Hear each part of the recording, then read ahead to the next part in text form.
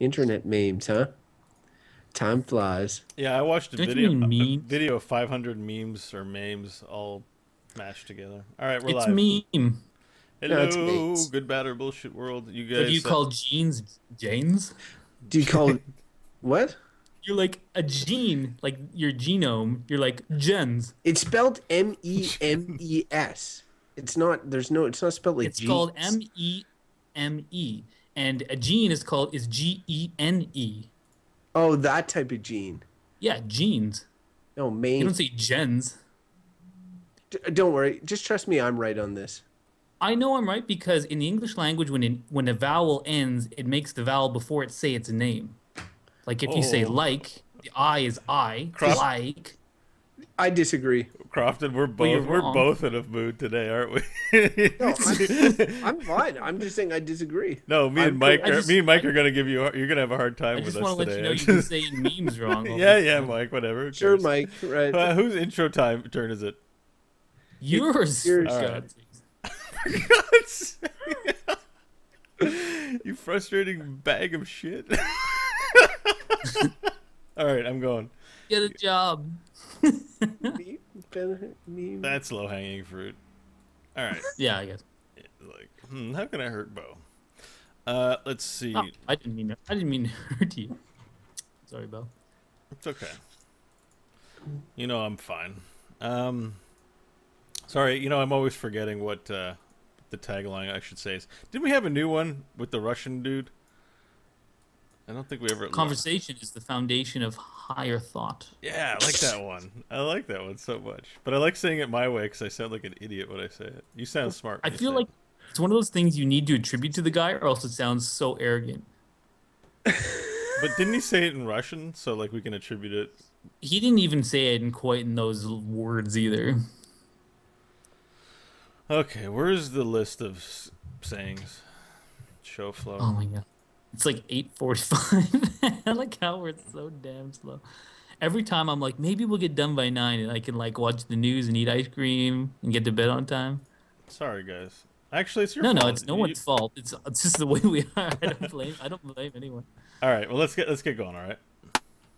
Crofton must be learning about how memes are actually pronounced. Fuck off. Hey, the ticks are going. Fucking ticks are going, guy. Oh, great. Now I've got a technical difficulty. 1 second. No. I just quit. both tracks weren't armed to record. We're good now. Who's introing? I am. That's why you guys. Who's hosting the call? Shut up! I'm starting. Hello and welcome to the Good, Bad, or Bullshit podcast. 3 guys, random topics, unlimited opinion. That's what you're listening to. It's a place where, like some Russian guy said, conversation is a foundation for deeper thought. Or something like that. But welcome to the show. You're going to have a good time today if this is your first listen, because we are going to select a topic at random and debate it in only the way that we know how. And you'll have to tune in and listen to find out how that is. Joining me, as always, is our connoisseur of... I don't know. He knows stuff. It's Crofton Steers, everyone. He's the best. Hello, Crofton. Hey, Beau. How's it going? Good. How's it going, listeners? I like how you're like, you're going to find out the way we debate topics. I wanted to interrupt and be like, badly. But Well, instead, we're self-deprecating, but in reality, I think people who are fans of the show tune in for a reason, because we're insane or something. I don't know. it's the Canadian side of me. Yeah, and also joining us is the man who you will find in the land of deeper thought and higher learning, or critical thinking, the world's most... words are escaping me today. It's Michael Hodgins, everybody. I'm like a complete Those were airhead. like, Sorry. wow, some great intros. Yeah, The Russian guy's name was Lev Vygotsky, and I kind of remember that because nobody knows who that is. So it's not like you're quoting. You're like, Gandhi said, and everyone's like, oh. You're like, Yeah. as Lev Vygotsky said. Everyone's like, who the hell is that? It actually sounds like a Harry But- Potter spell. It's true. Yeah. Lev Vygotsky. But we agree with him. Conversation is the foundation of higher thought, and Higher we're going to thought. hopefully get at some today. Yeah. I guess I agree. As I demonstrated at the beginning of the show, I think I'm in airhead Beau mode right now. So it's gonna make for an interesting Well, it's all conversation. kinds. And I'm like, what's the word for conversation? It is conversation. All right. So how you guys doing, man? What's new in the life? Did we take a week off last week? No, that was a week before. Yeah, we didn't publish an episode last week. So today, our awesome episode of Virtual Reality dropped. But what have you guys been up to in the time? Well, I'm going to jump in because I just made the biggest luxury purchase of my life today. So that's pretty big. Wow, so you got a house? Is it a tiara? A tiara, good one.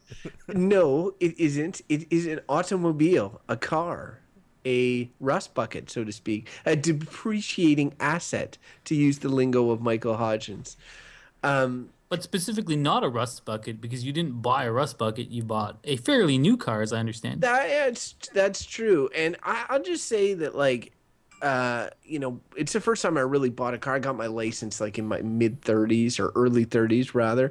So first time I really buy a car. Now I got the kids, so I got to have safety preoccupations. And even though I don't drive much, I felt like it was needed. So I'm glad. But man, is buying a car a huge pain in the ass? Like, it is just absolutely a huge pain. You have to talk to a bunch of people, nobody who trusts you and you don't trust them, and you're all trying to screw each other to get the best price. It is the worst. There's a reason car salesmen have reputations they have. They also have the most obnoxious radio ads in existence. I'm driving in my car recently, and you were talking about how many ads there were on the radio. I started actually paying attention, and I was like, wow, there's so many car ads, and they're so annoying. You guys want to do Delari? Have you got plans this weekend? Cancel them! Yeah. I thought we were all going to do Delari in unison. 1, 2, Delari. 3. I don't want to give them Nobody deals like Delari. like Delari. It is crazy, the sheer quantity. Because I had started to pay big attention to them because I wanted to know what were the carrots being offered, because there's always like a sale of some sort going on all the time everywhere, and what's good for me and what's not good for me. But honestly, like, I would say on radio, regular radio you listen to around the city, 70% of all ads are for car dealerships, car promotions, or whatever. And it's just like I bought a car. When am I going to buy my next car? Like, maybe, I don't know, 10 years? Is that even so those ads no longer mean anything to me for 10 years. It depends if you get hooked into the modern middle-class lifestyle, which I don't think will happen to you because you're very prudent with money, I think, overall. But, you can, in a couple of years, you might be able to trade it in for some sweet incremental upgrade that I guess might that's be right. meaningful to you, and you just don't see it right now. So, like, No. you might want them. Do you have butt warmers? I think so. I'm not sure. Well, if you didn't have It's butt also- warmers, you might start considering getting butt warmers and say, you know what, what's an extra $3,000 and trade in my car next year? It's Just that possible. It's also such like big business. I mean, there's not, like, you might say you might not buy another car for 10 years, but if you drop, however much you dropped on this car, if you span that out over 10 years, it's probably more than you're spending on other luxury items per year over that same time. So it commands so much money from people that it's a big business, and people drive hard to get that money because it's the biggest people, aside from purchasing houses, is about the biggest purchase people will make. And it's funny because I told the guy when I was signing it too, I'm like, man, this is the biggest luxury purchase I made in my life. He's like, well, what about your house? And I'm like, that's a necessity. And then he's like, well, this is kind of a necessity. I'm like, no, it's not. I'd slap that guy. Yeah. And then he was like, he looked at my address and was like, oh, no, it's, it isn't. But like for some people, depending where you live and whatever, borderline could be. Just like right now, a lot of people are saying internet is a necessity or a human right or whatever. Well, like in some places you would need that as a car. Right, but they're modern. So it's a luxury for me. Yeah, like, and that's fair enough, but those are like construct needs, right? Like there's absolute basic ones of like, you must keep yourself fed, and give yourself water, and you must protect yourself from the elements so that you don't die. So shelter or a house. Like those are the absolute basics. Something like a car, like, oh, it's a necessity because we've designed our cities around cars, but that's the construct. We made it that way. It didn't used to be. It It used also to be you depends on needed a your. horse. I'd say. In any case, I'd say car is a scaling thing depending on your career too, because a lot of jobs require a driver's license or are far enough away that you need a driver's license. I think if it's not already in there, next time we refuel the random topic generator, we should put in cars. I concur. Speaking of that, Speaking of random topic generating, Mike, you're our professional engineer of random topics. Would you like to get the machine started for us? machine's still under warranty. Let's do it. Man, it's been like how many years? That's a great warranty. company makes this thing again? I forget.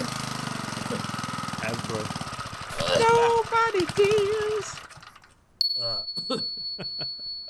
Ooh. The topic today is almost timely as there is an election coming up in this country. The topic is democracy. Oh, democracy. It feels like we've done a lot of crises or like Anarchy. We did anarchy. yeah. I don't. Maybe Well, yeah, it's like we did monarchy. monarchy, Did we talk about communism? No, we talked about censorship. socialism.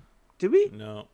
No, No. but in any case, we do have those kind of like social, government structured. Like monarchy is a different political structure, and democracy is another one.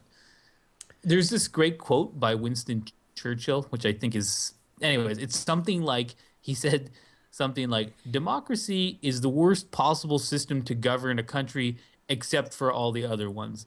And you're like, and I'm like, that is a good quote. Well, I mean, it's like a comedian's bit, though, really. Churchill Well, had a lot of those. You know, There's one- it's like, it doesn't really... it's cute and funny and everything. Like, I like But it, it's- but it doesn't...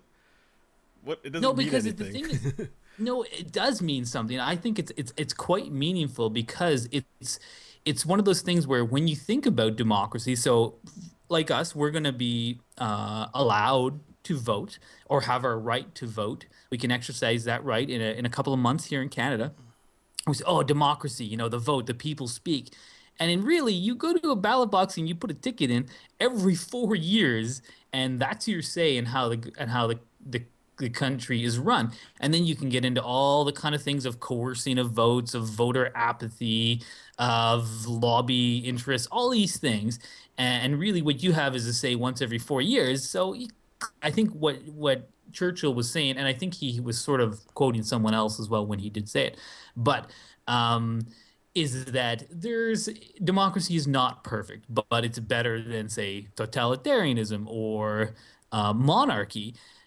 It's incrementally better, but it's still got its problems. Yeah, I think I guess maybe I was incorrect. Like I think I did take that away from his little joke. It's just the subject is very deep, and it's definitely strange that you mention we vote once every 4 years, and you and I had a conversation about this week, Mike, where it's like that's literally my participation in we all live together as a community. The idea is that we share common interests, we follow common rules to build a community where the majority like where we can all expect to live peacefully and in harmony with one another. But I feel so removed from any activity whatsoever that has to do with this endeavor.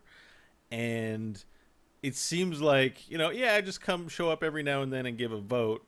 That's good enough. You're, yay, democracy. But I feel like I have absolutely no agency in the community, in the world in which we live, inside of our borders. And honestly, I have no interest in it. It's not like I'm complaining necessarily. But my brain looks at this information and says, well, that's kind of problematic if you live in a place where you have the ability to participate in making change. And we can get into realistically how much agency even someone who tries has in a democracy. But certainly, it's rough. And I think that depends on the state of the democracy. Recently, Canada is being sort of scrutinized. Like there's international bodies that review the sort of state of democracy in Canada under our current government. Watch. Yeah, it's somewhat in like it's not. Democracy is an ideal in as much that it is a way of governing ourselves. But under that, there's so many ways that it can be done. And really, the base value is just giving the individual the ability to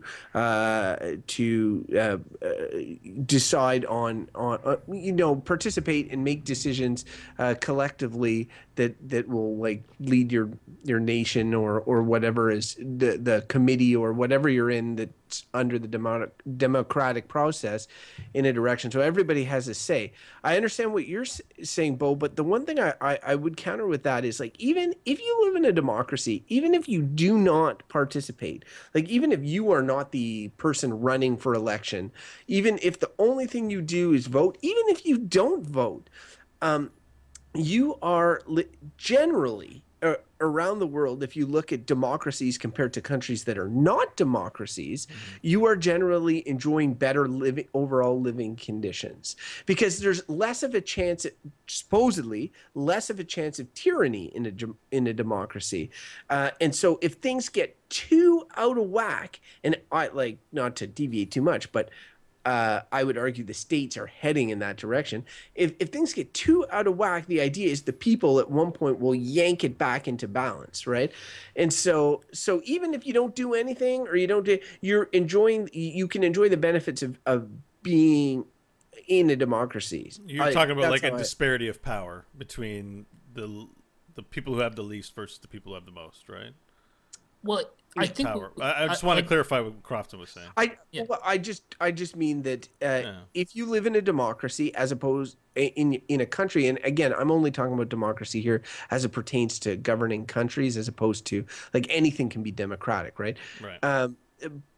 I'm saying that it generally, if you look at democracies and you look at countries that are not democracies, the people who live in countries who are democracies are better off. And I believe that is due to a balancing that is done by the people. You can't get away.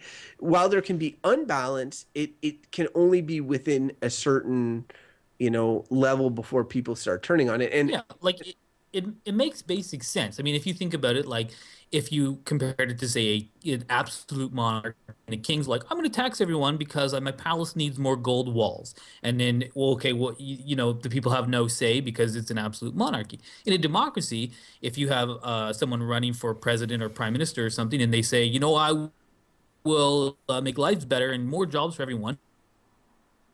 And then you that person, and then they tax everyone like 90% and build gold palace for themselves. You're going to say that guy is a horrible leader, and next time there's an election, he or she is going to be out. And so that holds people to account in a way that something like a monarchy or a dictatorship simply doesn't. And it's interesting. Another point I want to bring up kind of about democracy is the idea of majority rules. And I think some people I heard this term before. The democracy is just a dictatorship of the majority. And then you'll hear counter to that being something, and I think this is what Crofton's referring to, responsible democracy, which is a democracy that acknowledges the interests of the people who didn't vote for them and make sure that, it's just you're a winner or a loser. It doesn't work like that in most responsible democracies. But to some extent, that does happen. You can point to things like the Nazi Party in Germany. Germany was democratically elected because enough people were convinced by all the political landscape of the time that was the best party to lead the country, and we all see how that went. I mean, everyone, you throw Nazism as like the worst case scenario, but that's what can happen with democracy is if you have a majority who wants to do something horrible and they all agree and they're the majority, you can vote that in. And that's the kind of scary thing about democracy is it is this balance, and it can get out of whack, and hopefully people, there's usually enough discourse to bring things back to some kind of moderate, political leanings, but it can go the other way if you have a very homogeneous society where you have a majority that wants something that's maybe not good for the minority. I'd also go ahead. Sorry, and also like democracies can be. Mike's talking responsible democracy, and I think that that's true. What when you look at democracy in terms of governing a country, it can really be very different. Like you can have, and you see fledgling democracies that are still trying to get set up. We're under a constitutional democracy, so technically the Queen could get involved. That will probably never happen because we would all just march out. But Mike and I, at one point when we backpacked through Mexico in 1999, and during our trip, there was an election going on. And at the time, the PRI party in Mexico had been in power for something ridiculous, like 40 years? Yeah, 40 years plus. Like, and while there had been opposition to them and democratic processes like elections and stuff, it had kind of been, very sketchy. Like, it was technically a democracy, people got to vote and all this sort of thing, but there was so much going on to keep this party in power for so long that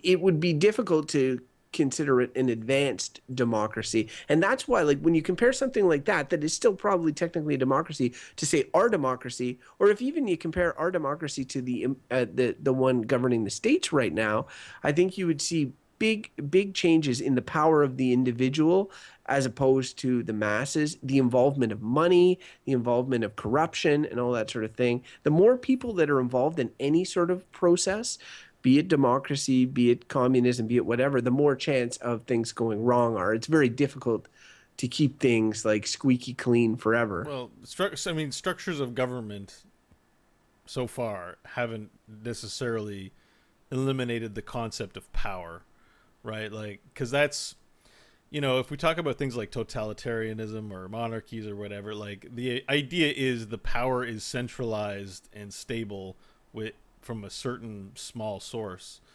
And like in democracy, I sort of view like power as being dynamic and shifting. And so like, I don't know, we can ostracize a villain, like, because we often say like, oh, in a democracy, we can string up the person who's the bad guy. But, when these articles come up in the press and stuff like that, there are other people involved that aren't getting the attention, and that the power shifts elsewhere. That there's a lot of subterfuge. There are a lot of proxies employed in terms of how we structure our society. And I think that, like, those people wanting to exploit power are ever present in democracy as they are in other places. It's the language and the game is played differently. It is, and I think that's a valid point. And one of the cornerstones of democracy is that you have whomever running to represent you or be the leader of the country, and they put forth a persuasive argument to convince you to vote for them. And this sounds, in an ideal world, it's someone laying out, very concretely what they actually plan to do, as specific as they can be, and that's counter to someone who has a different way to do it. But as we all know, and in persuading people, there's a lot of stuff you can do to persuade people that's not really on the up and up if you're trying to be really ethical. As long as in the end you can convince someone, it doesn't really matter how you do that. You can do that by making your opponent seem like an idiot, which is done all the time and often works. Even just as simple as that, being like, that person's a moron. And there's ads, we're in the era of attack ads. They're big in the States. They're growing in Canada. You make your opponent look like a fool, and sometimes that works.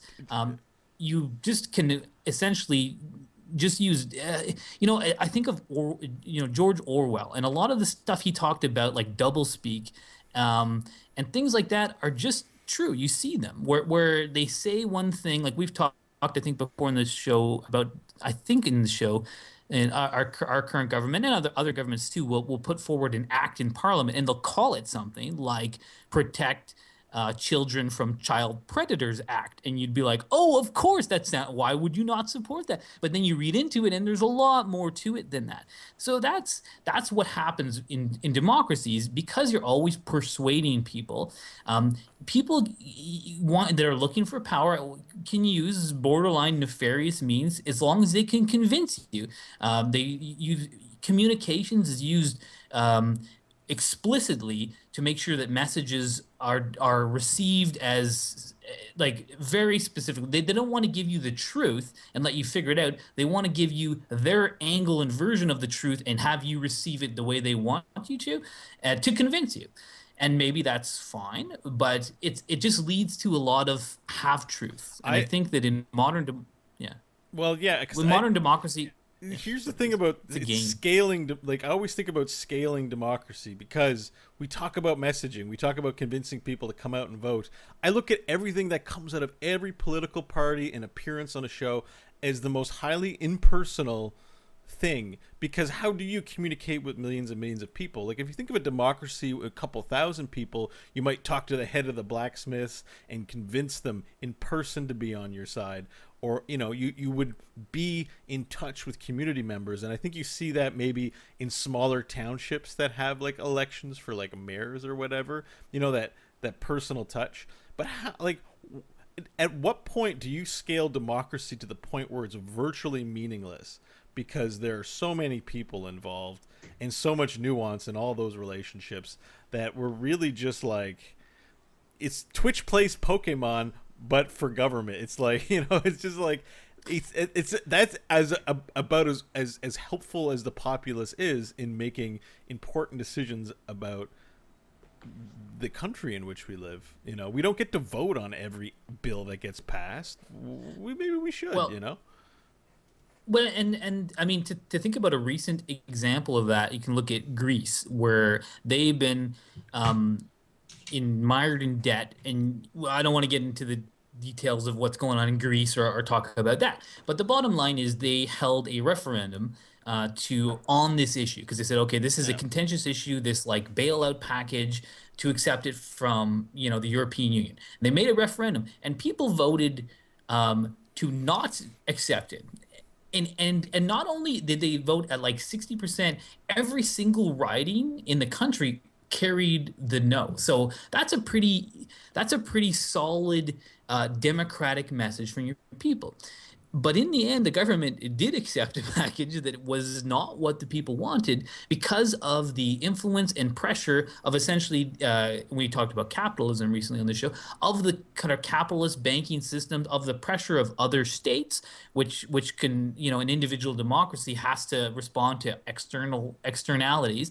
So there's just an example of, like, you can put it to the people and say, what do you all think? They're like, we all think this. And you say, the problem is that question was stated too simply, you know?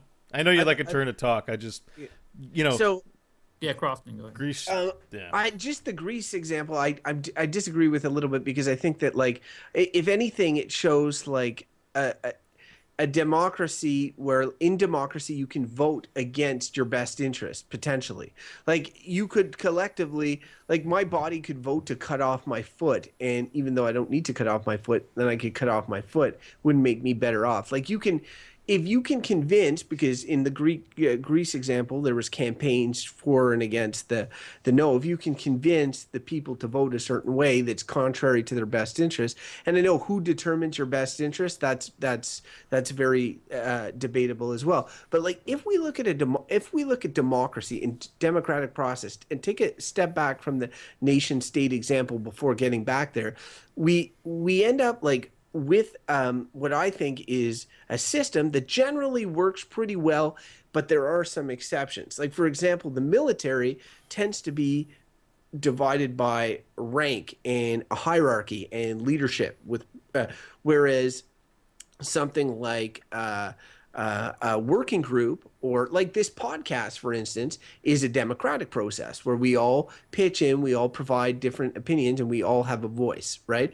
It works well for designing this podcast, but if we were developing an army of podcasts to attack the evil podcasters, I mean, at that point, you would want like generals and hierarchy and that sort of thing. I understand why the military is structured the way it is.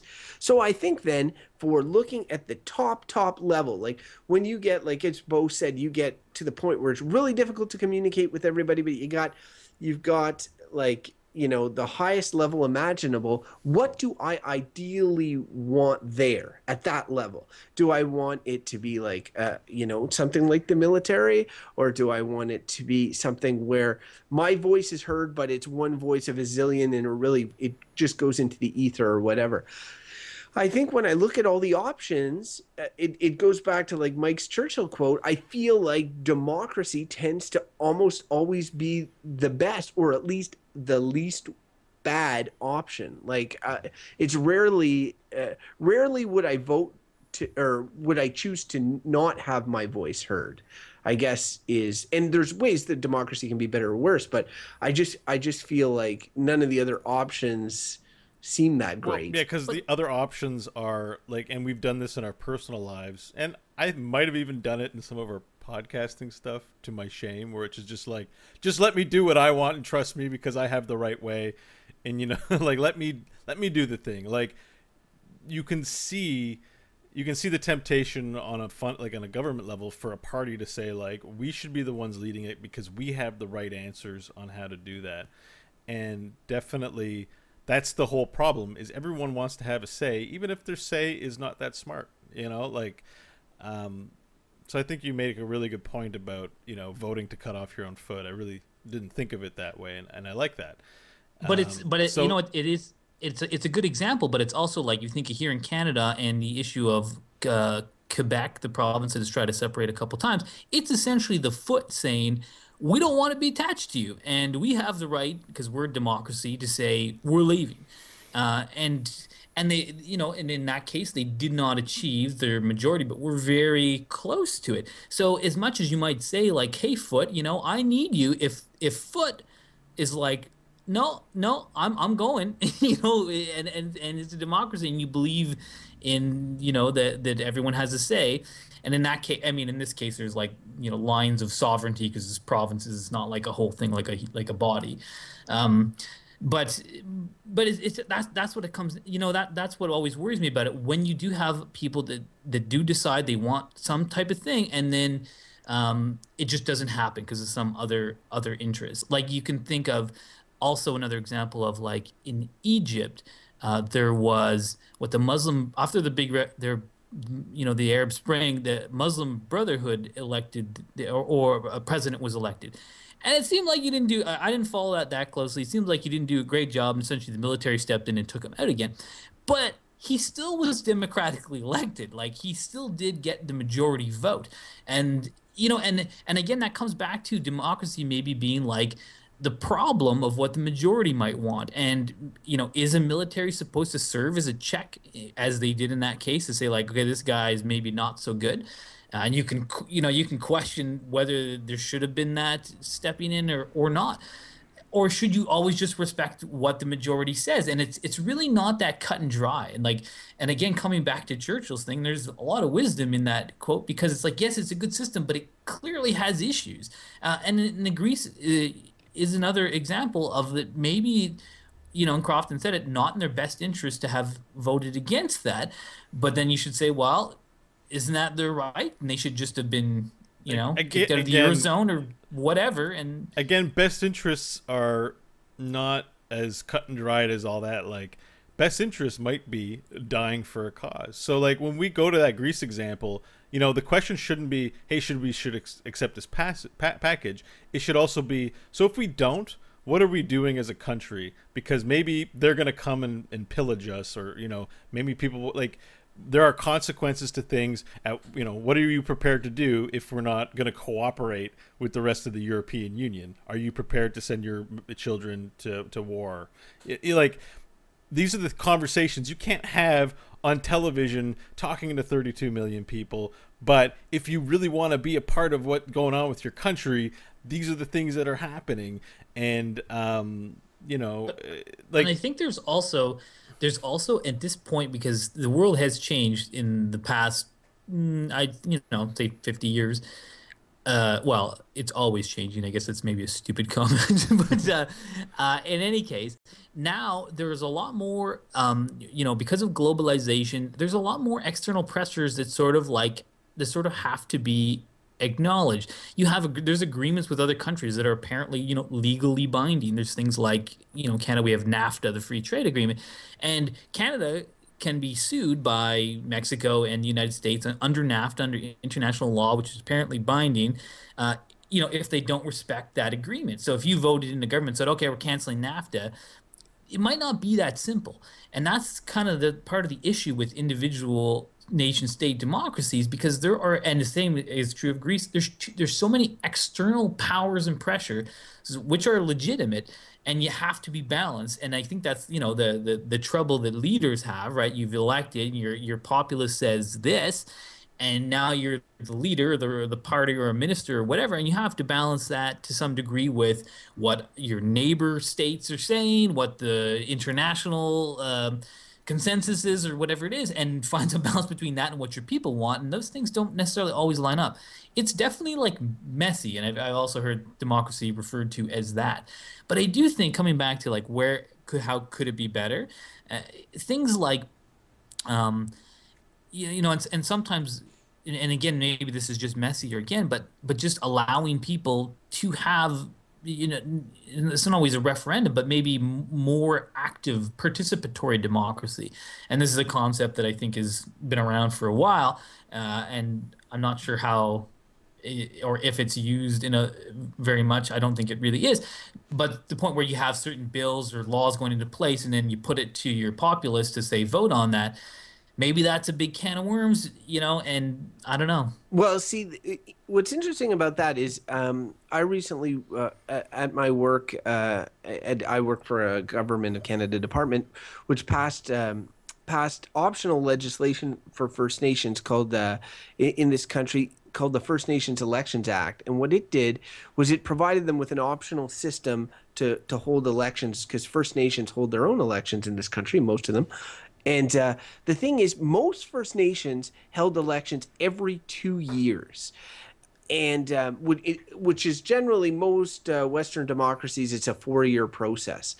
And there are so many problems that then come up with just having these quick elections. There's elections appealed. There might be sort of investigations into elections. There could just be like, you could just get started on something. 2 years is really, for governing any sort of large scale body, not that long before you're back on the campaign trail. And you can see this year in Canada, we started with this fixed election date law.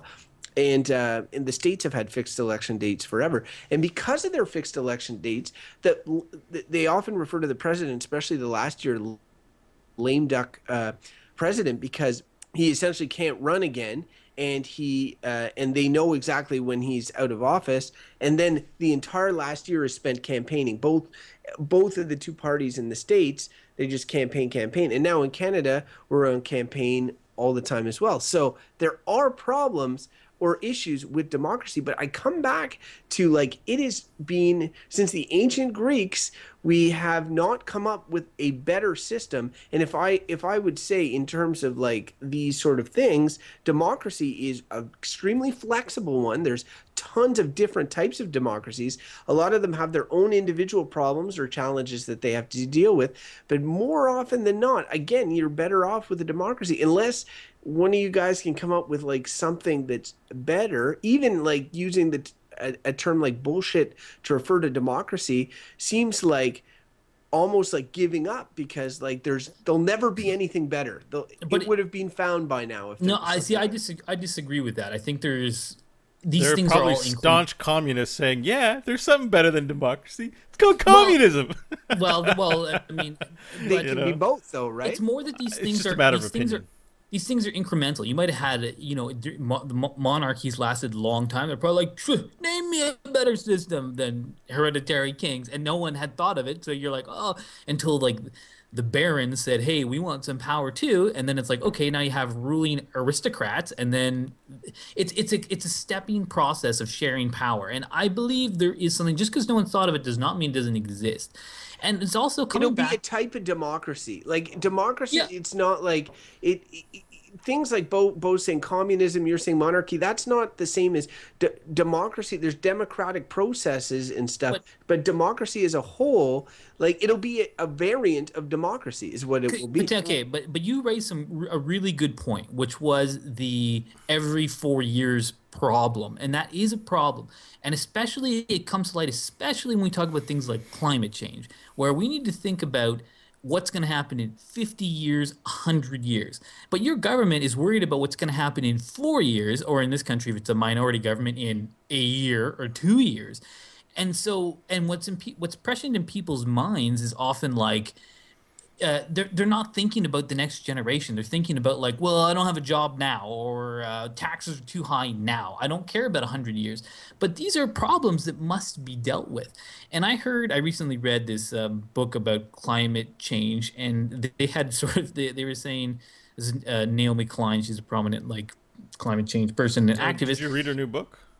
Yeah, the She's climate got a change new book one. on climate change. Yeah. Yeah, it's pretty depressing. But I believe it was in that book. It might have been somewhere else I read it, but I think it was in her book.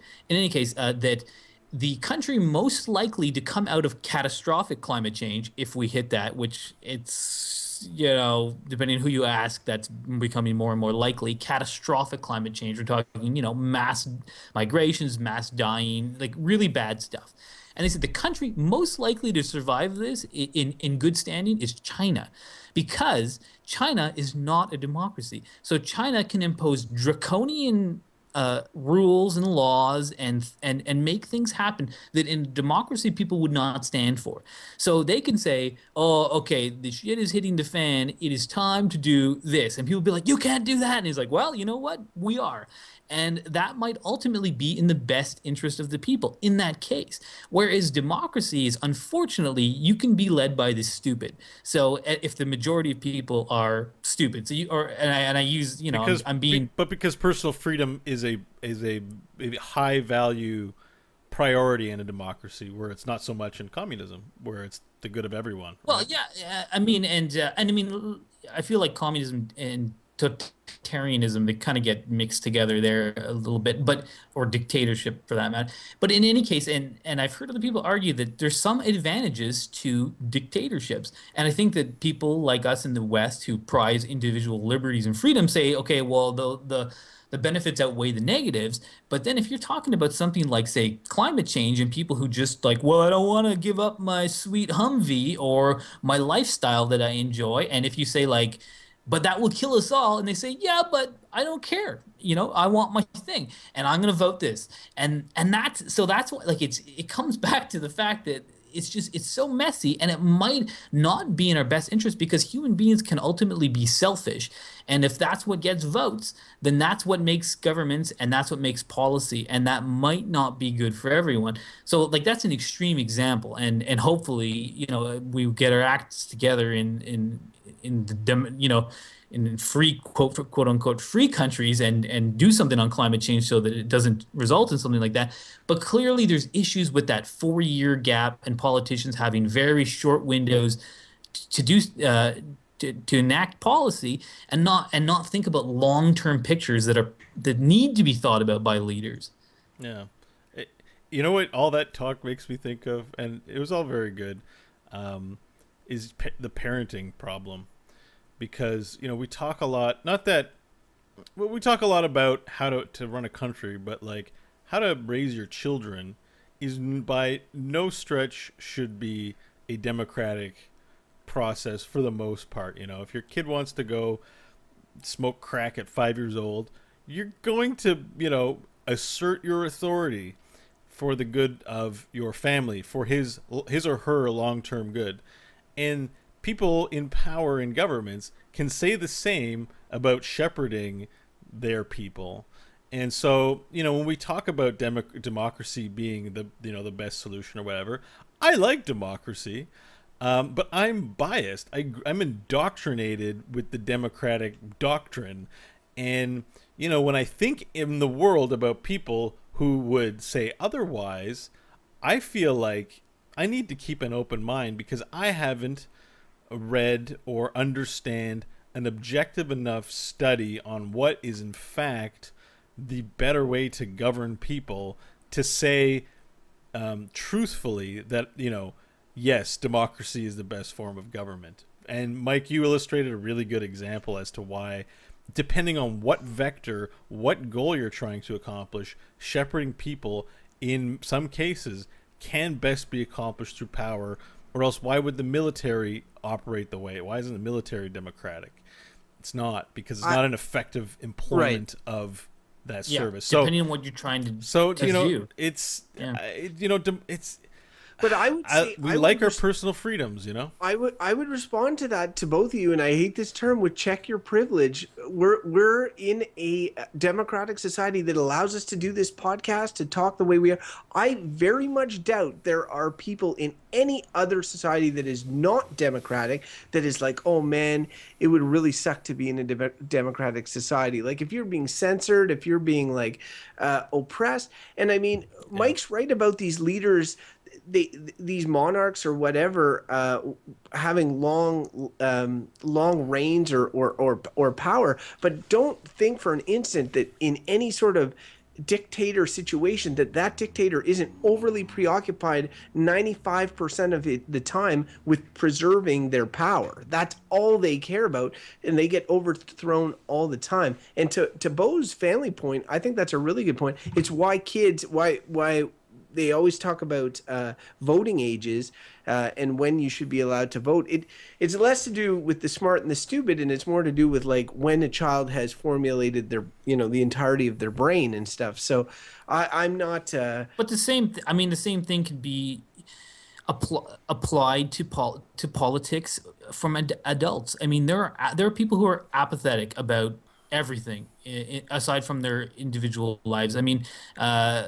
Andrea was telling me recently she heard something because this campaign is happening that the NDP leader was going around Ontario, starting an early campaign thing, and they were talking to people to find out how well he was known, and they'd be like, "Do you know who this man is?" And most people they asked did not know who he was. You don't know his name for this story. I'm not mentioning him, Thomas Mulcair, but people don't know who he is. Beau didn't know, did he? No. Yeah, see, Beau didn't know. Now, this is the leader I still of the don't care opposition. too. Right. So that's an excellent minister. example. That's an excellent example. So Beau doesn't know who the leader of the opposition is. Someone who may form a government, or it might be Justin Trudeau, or it might be Stephen Harper again. But the point is, there are so many people who do not even know who's running, let alone what their policies are going to be. But you still have a vote. Now, I mean, I agree with everything you said, Crofton.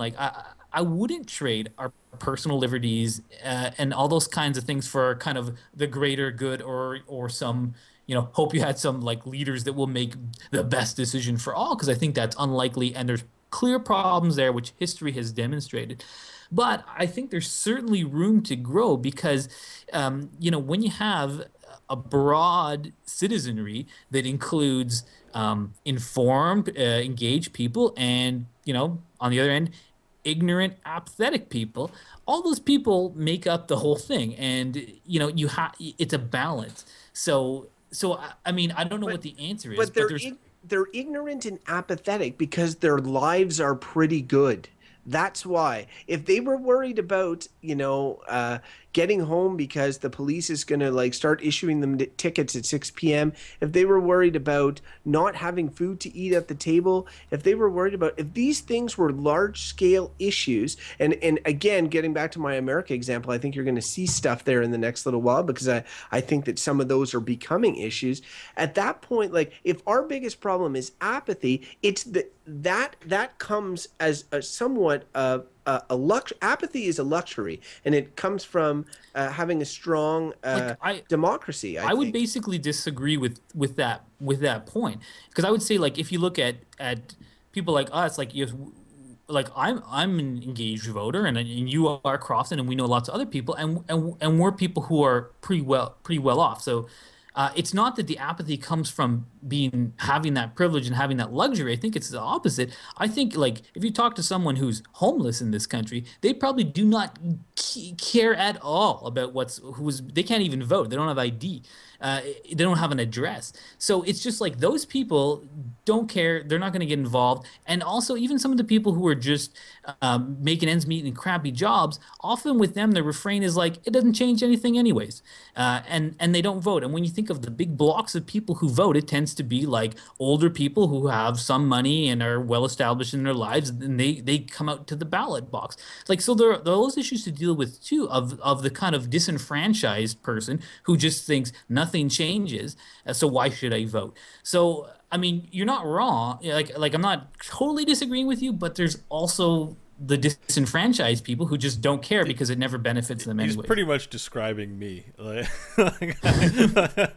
but see, I'm pretty much like, I don't care. Like, but you know. I know, and I know you don't, but that's your luxury. That's your benefit of not caring. And I disagree with sort of Mike painting all homeless people like that. I'm sure that some of them are fully aware, and it might be a local thing for them as well. Like they may be most concerned with participating in democratic processes that are going to ensure that they're going to have food in their mouths, as opposed to the high level ones that's nation building and that sort of thing. I just think that like when you're in a democracy and things are going generally different shades of well for the majority of the population, and you guys talked about this, there's minorities and there's majority. If the majority of the population was miserable in a democracy, there would be counterbalancing, I think, especially if it was due to decisions made by the leadership. That's the advantage of it. And we live in a democracy in which people can afford to be apathetic. And yes, I'm interested in politics. It just so happens that I am. I know tons of people that I play Frisbee with or I do other things with that make tons of money. They don't know shit about politics or care. But that's their right. They're able to because they have great lives here in this country. And in many democracies, and while I believe that you can improve democracy, I just think that it's like, by and large, whatever improvement you're going to make, it's still going to be democracy. Democracy, what we're looking at in this episode, is essentially for governing, I think, the best option. So like to be like, oh, it's shit or it's crap or whatever, or we can improve it, that's great. But if you're improving something, you're still on board with that thing. You know, so anyway, I'm ready to go. If you guys are ready for verdicts, I've pretty much steamrolled right into mine, I think. Oh yeah, why don't you keep going? But let's bring in the farm animals to spectate. Where are the farm animals? I do not know. It's like Animal Farm. Back to Orwell. No. That first one was 1980. It's still relevant, man. Order, I said. Order in the court. Yeah, let's get to order. So, Crofton, do you want to just... Yeah, I'll go first. I'm going to recap. You guys are going to be on the same wavelength. I already feel it from this. So, like, I'll go first. You guys can counterbalance afterwards. I feel like you guys are... Beau's going to point to being apathetic and not involved in it. And Mike's going to say that we can improve it and this sort of thing. Those are all really good points, I think. And they're...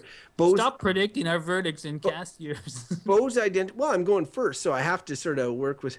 So Beau's has identified issues, and Mike has as well, and talked about sort of improving it. And I do not think all current existing democracies are all uniformly perfect. By any means, shape, or form do I not think that. Do I think they can be improved? Absolutely.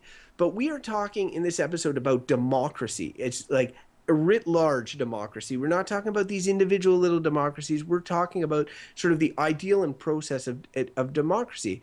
And I currently have enjoyed living in a democratic society my whole life. And I am not blind to being like, if you put me in Iran tomorrow, I'd be like, wow, they really figured stuff out here. This is the best place. Democracy was hugely overrated. I love being told what to do by the no, I know that democracies, be it like a constitutional democracy, be it the American type democracy, they can all be improved, they can all be tinkered, but I would say that it is the best system of what is available, and any system that is created in the future will just be an evolution or a change to the democratic system.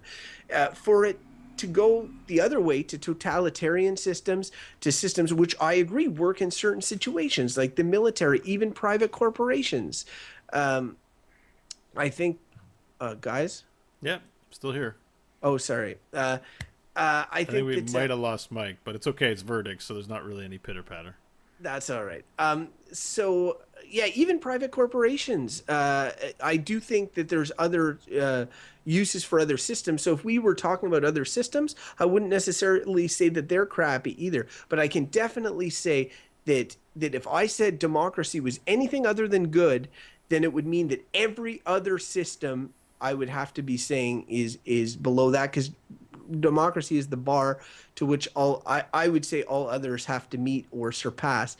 And in my opinion, it is the best one. I'm going to say democracy is good. Vote for me. All right, Mike, you go. I was going to get you to go. All right, fine, I'll go. You convinced me. Elect me, Mike, for president. All right, I'm going to try and keep it short and sweet, which means it's going to be another 10 minutes of this. Generally speaking, I like the personal freedoms I have from a democracy, and my understanding is that democratic environments, countries that govern themselves that way, afford the greatest personal freedoms. So that, as much as I don't understand stuff and can be apathetic about democratic environments, that is definitely something that I enjoy quite a bit and that I feel is characteristic mainly in democratic environments. I think of, reporters in Italy having a hard time getting, thrown into prison for dissenting with the government and stuff like that.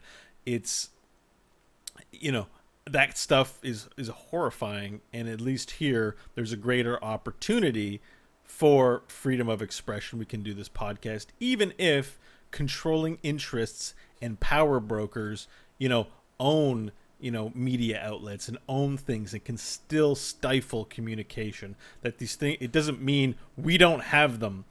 And so that being said, if we're going to say democracy is the best version of government that we've come up with, maybe that's true. I question my bias when I hear it for the reasons I said at the top. I think when it comes to governing people, we've not arrived. So I think it's a fallacy to say, hey, democracy is the answer.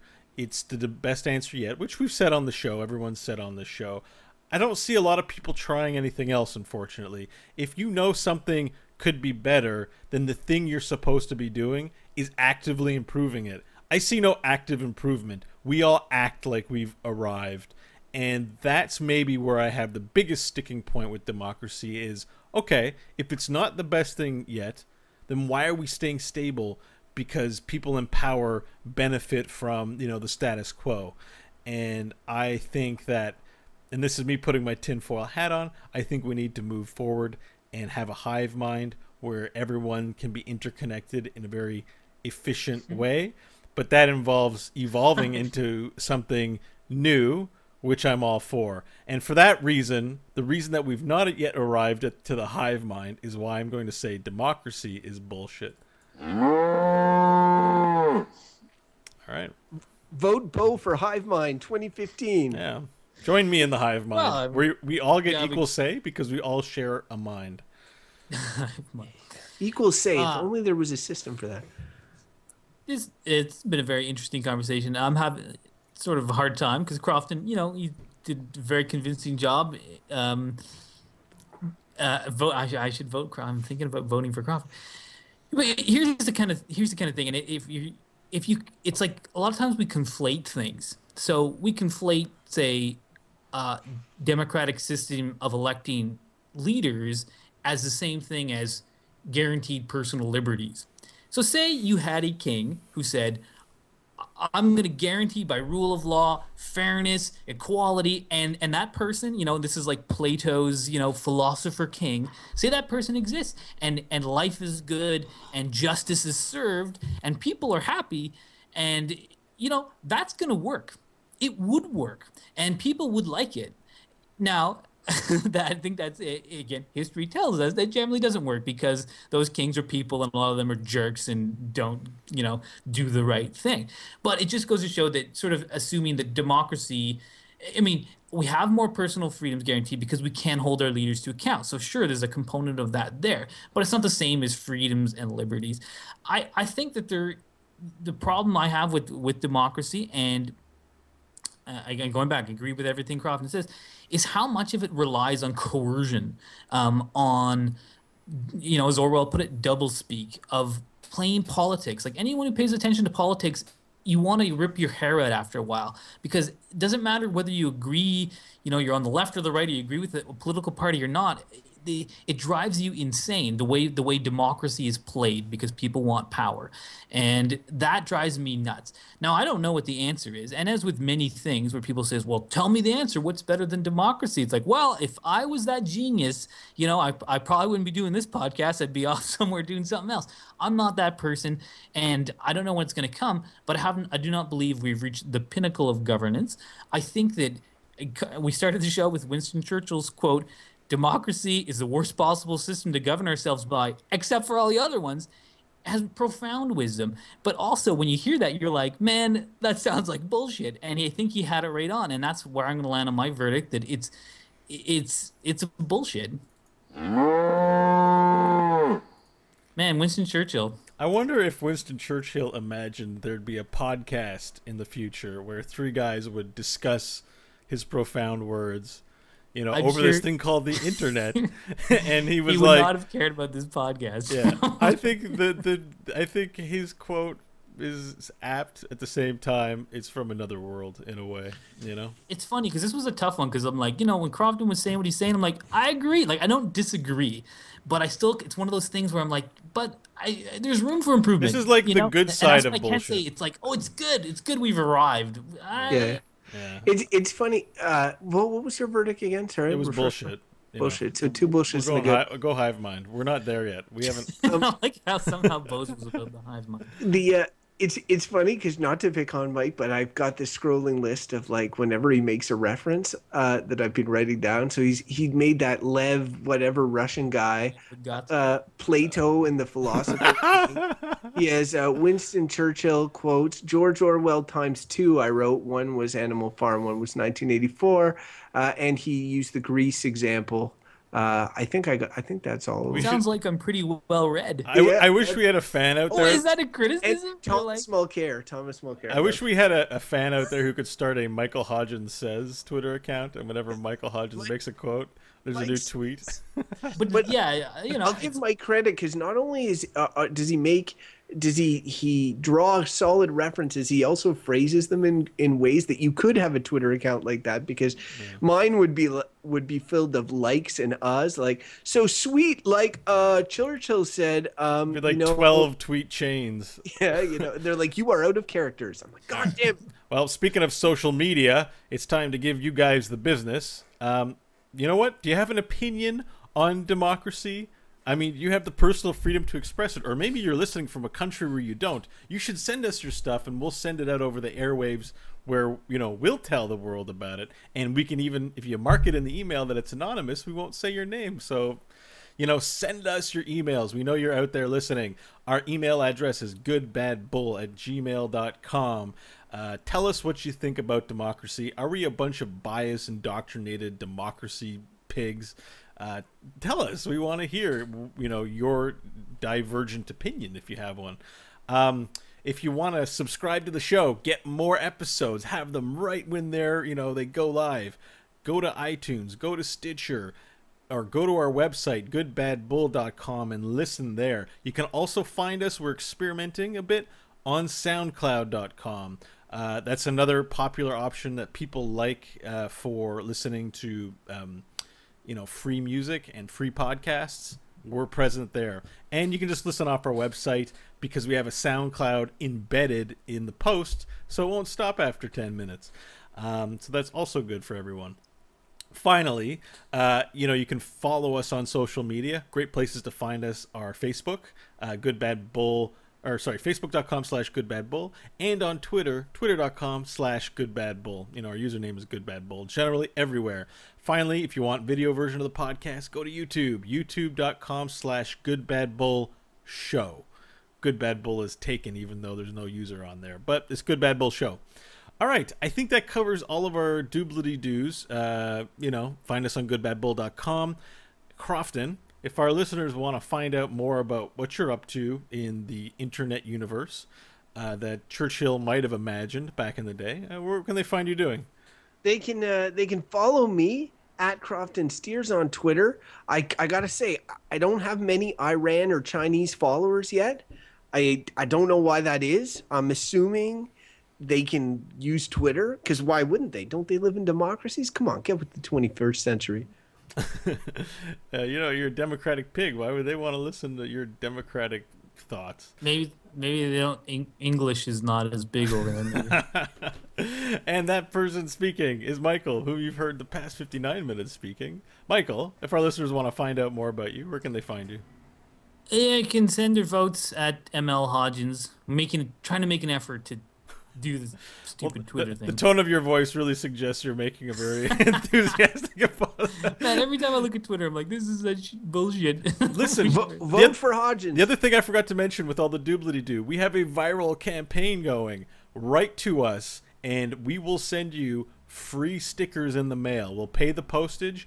The stickers are good, bad, or bullshit. What we want you to do with them is stick them on things like a cop car. That's something we've been discussing. But you can stick them on your significant other or on products in a store. Snap a photo and send it to our Twitter, Good Bad Bull, where we're curating all the photos. We're gonna post it. My mom did a few this week. She ranked me as bullshit, and also one of her coworkers as bullshit. Don't do people, not people. That's not me. Yeah, nice. maybe it's kind of personal attacky, but it's okay. That's her right. Just don't. Don't you believe in rights, Crofton? Yeah, yeah. You know what? I It's think we fine. know that. Just good, bad, or bullshit. Whatever. It's a viral campaign. Just don't be a douchebag about it. That's all. We won't post your photos if they're like racist or homophobic or something. Yeah, right.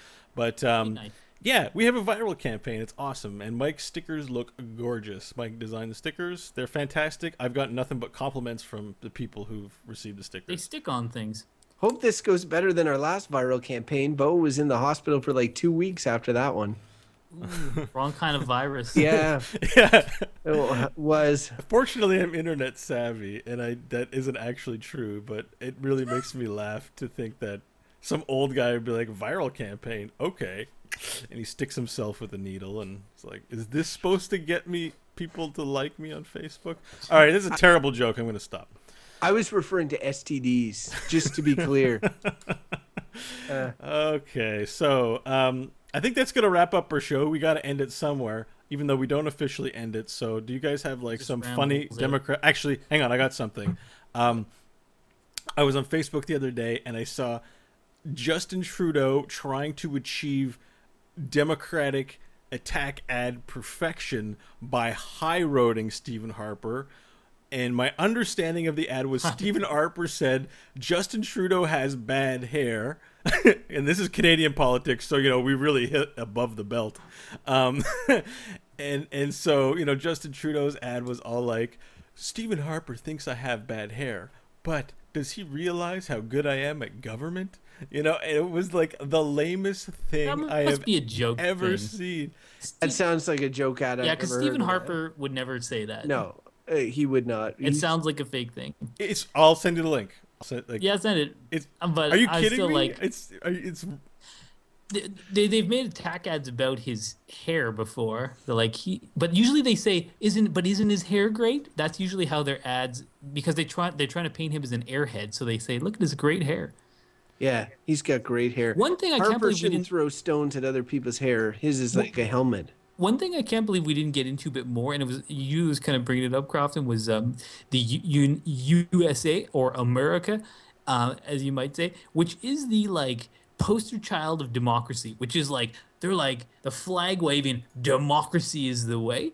And then you talked about like the lame duck presidency and the like inability of their Congress to do almost anything. I'm just like, man, that's democracy at work. I didn't want to get too into American democracy because I honestly believe that while it's a poster child for democracy, if you looked at government democracies, it's possibly one of the most broken on the planet. Yeah, it's gone awry. So to focus on that one, it is almost reaching the point where I would no longer consider it a democracy. It's by definition an oligarchy. I was telling you about that. They did a study at Princeton. See, that's exactly what I mean. So I mean, but the thing is, if you did that study in Canada, you might find similar results. I agree with you. We're definitely better off than them, but it's like there's still some problems. Sorry, guys. Do we end the show? Yeah, you were just rambling out there. I would end it after the STD. I send you a link in Facebook. Are you live doing this thing? Oh, yeah. I sent you a link in Facebook. All right, live stream. Thanks for tuning in. It's been a real blast being on camera for you guys. I don't know who's No one tuned in, though, did they?